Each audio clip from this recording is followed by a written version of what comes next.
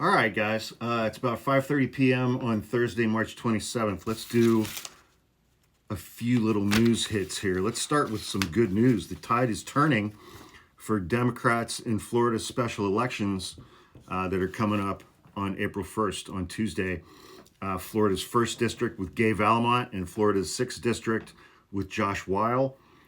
My brother and I have been involved in a lot of this stuff for a couple of months now. And I spoke with someone who has some inside information. Internal Republican polling shows that Josh Weil is polling ahead of his opponent, Randy Fine, by 3 points, a Democrat in a very red district. And Gail Valmont has tied the race with her opponent, Florida's chief financial officer, Jimmy Patronis, who doesn't even live in the district. Gail Valmont has raised over $6.5 million. Patronis has raised 2.1. Josh Weil has raised more than $9.4 million compared to Randy Fine's $987,000. So Josh Weil has outraised Randy Fine almost 10 to 1. Democrats across the country are using these two races to send a message to the president about his performance and that it comes with a political cost. I interviewed Gay Valmont last month. It's the pinned video on my YouTube page. You can go to YouTube and just type Hawk Podcast in the search bar, or there should be a link in the link tree in my bio. And her district is full of military bases and retired military personnel. And she told a reporter yesterday the tide is turning here. We have the largest district of veterans in the state and the second largest district nationwide. And veterans in her district are freaking out because of the things that Donald Trump and his little band of incel helpers are doing to veterans. Let's see here. I'm doing these in reverse order. I printed them out. I'm just doing them in reverse order. You're going to kill somebody. Current and former military fighter pilots are fuming as Secretary of Defense Pete Hegseth blows off responsibility for leaking the information that he did in a text thread. The lack of contrition, these pilots said, made them worry that the administration is not looking out for the safety of military personnel. The whole point about aviation safety is that you have to have the humility to understand that you are imperfect, because everybody screws up, everybody makes mistakes. But ultimately, if you can't admit it when you're wrong, you're going to kill somebody just because your ego is too big. One Navy FA-18 pilot who wished to remain anonymous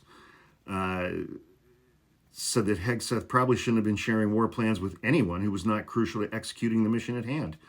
We intentionally don't share those kinds of plans with people who don't need to know. You don't share what time we're supposed to show up over a target. You don't want to telegraph what we're about to do and show up on someone's doorstep, because that's putting your flight crew at incredible risk.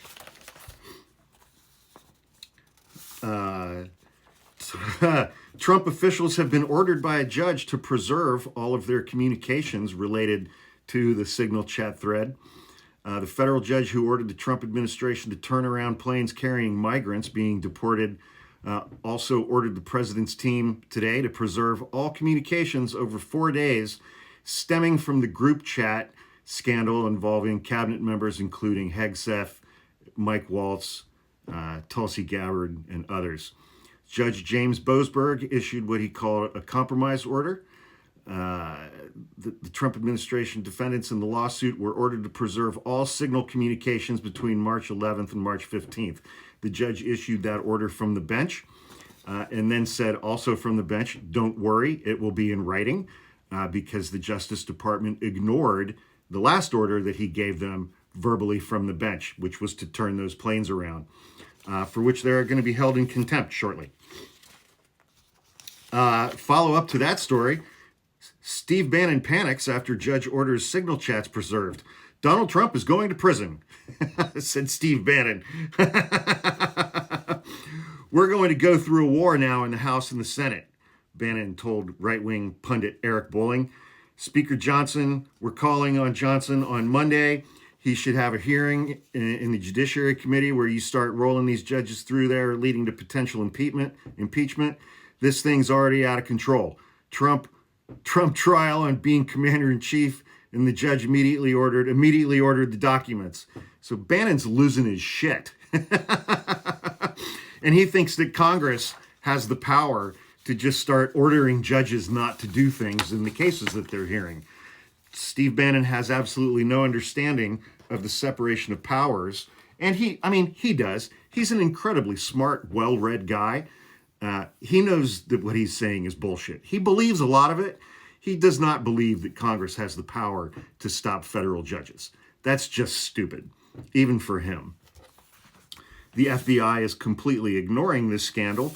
If it were anybody other than the people who were involved in the call, they would be arrested, indicted, court-martialed, and prosecuted. So there's that. Israel provided the sensitive intelligence from a human source in Yemen on a key Houthi military operative targeted in the attack. Shortly after the U.S. strikes began, Waltz texted that a key target of the attacks, a Houthi missile expert, had been seen entering his girlfriend's building, which he said had been destroyed. A couple points on this.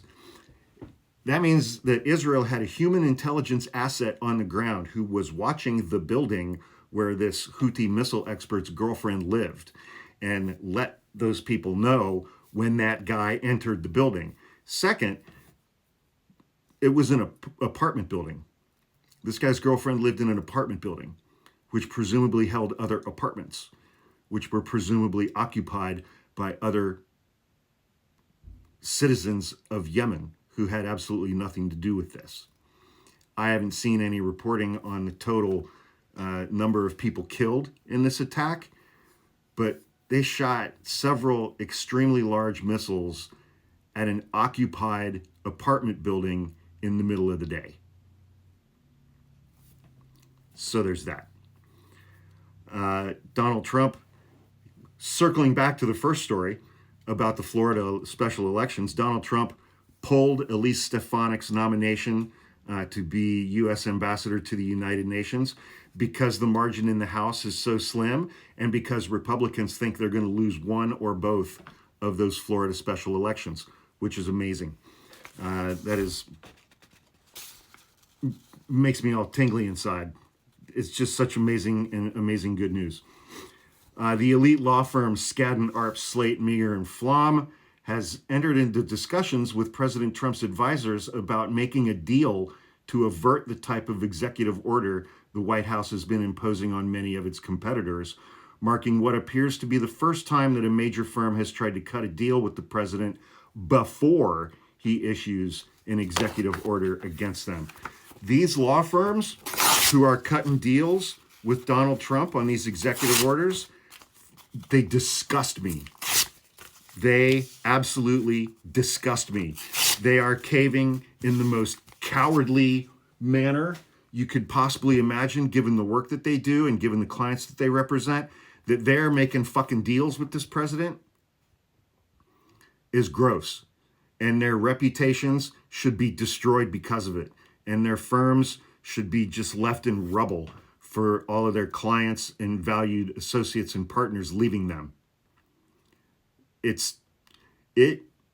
That situation with Paul Weiss and now Skadden Arps has made me so incredibly angry at them because they are completely selling out the practice of law. They are selling out their principles and their principles under the Constitution and the principles that these firms have embodied in the kinds of work that they've done for the last 100 years. It is disgusting. On that note, I'm going to a concert with my brother tonight. We are going to go see an old school punk band, and see you guys in a bit.